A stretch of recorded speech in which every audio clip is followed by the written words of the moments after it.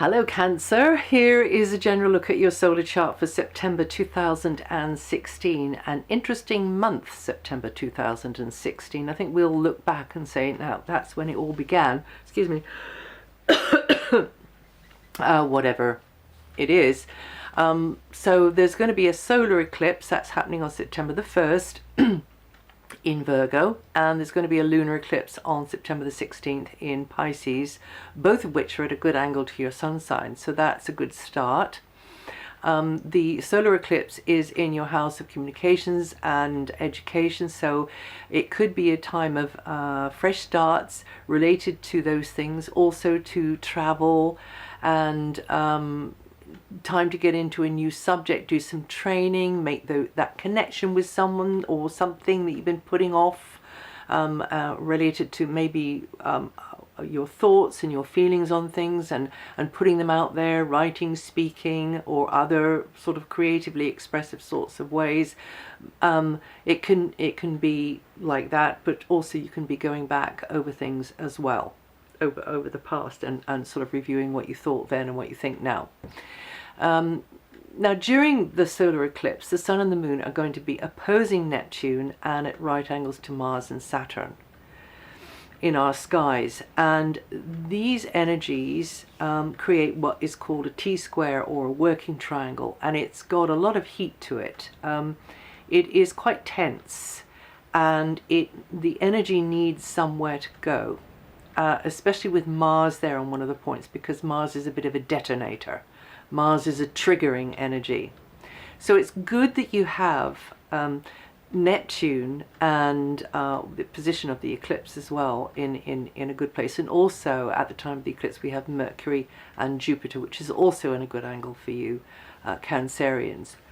But you maybe need to veer away from the Sagittarian end as much as you can, which is where Mars-Saturn is, and pay more attention to the Neptunian end, which is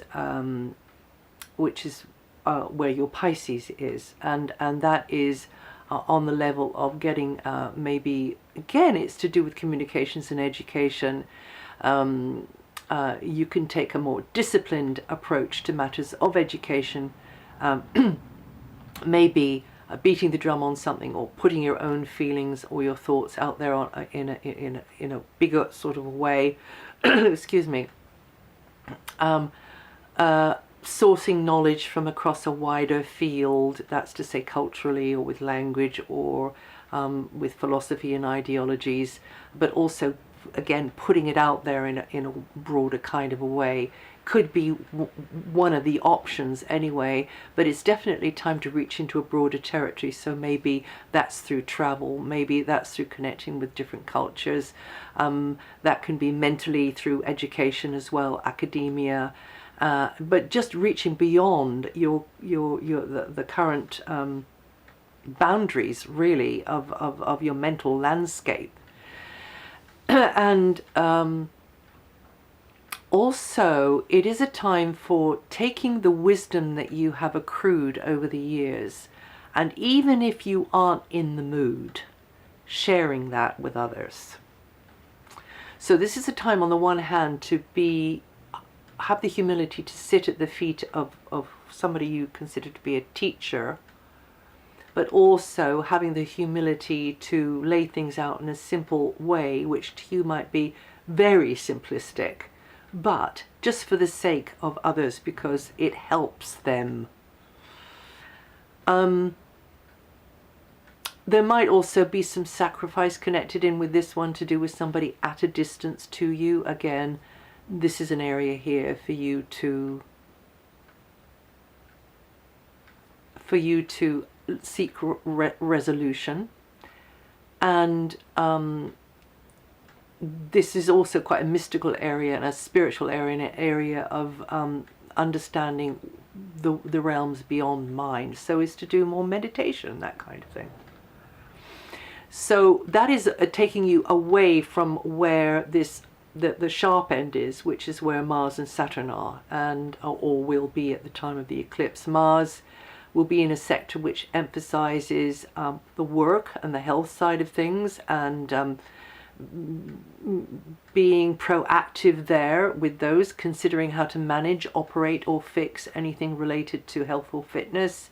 And you could be more involved with service providers, people who seem to have the answers related to health, skilled people.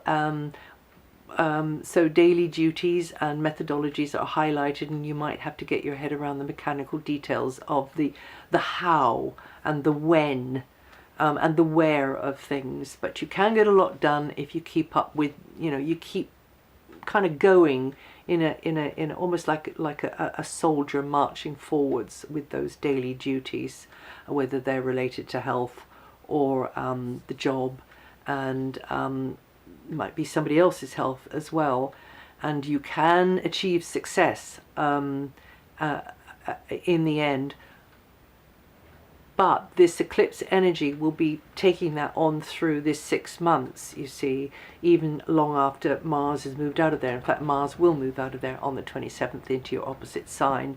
And that means that personal or professional exchanges are likely to become more lively, dynamic, and you might feel pushed, or you might be the one that's being a little bit more, over assertive, and that might be overwhelming for somebody else. So try not to dive in head first there. But on the other hand, you and someone could get an awful lot done together. You can be very active and happy together in what you're doing. Then we have, just looking at Venus here. Venus until the 24th is beaming a very warm, friendly light into the root of your chart. This can manifest as more warmth and togetherness, the feeling at home or with family. It could be a good time to just appreciate where you are, what you have, or indeed if there's house hunting going on or DIYing, this is really good for that, especially considering that Jupiter is going to be in there from the 9th for a year. So your life could expand because of property, place on the map, or indeed your actual living conditions could expand, either because there's sort of add-ons or because there are more there's more people taking up the space, or more beings, shall we say, taking up the space, or you have got access to a space or spaces that you prefer. With Jupiter here, it could be a fortunate time at the same time as Venus for property hunting, or for making improvements on what you have already, and that's going to be up until the 24th. And then from the 24th, Venus moves into a very playful area to do with young people, children, animals, romance, and general leisure, fun type activities. And maybe you could be doing things which you feel unself-conscious about and really enjoy. And this is also a very, very creative area here. So you could be feeling more creatively expressive, or indeed you could be taking a bit of a gamble on something, a bit of a chance on something, because you the energy here the energy of Venus here means that you and another could be feeling like jumping into something, just trying it out for the heck of it, really. And then we have the Sun moving on the 23rd, and that means that your attention is more centered on the base of operations, your home, or maybe if you're not at home, just an HQ of some kind. And also you could be feeling a little bit more sensitive from there on in, or for a short time anyway, for a few weeks, about 4 weeks there. And Jupiter moving on the 9th, coming out of the area of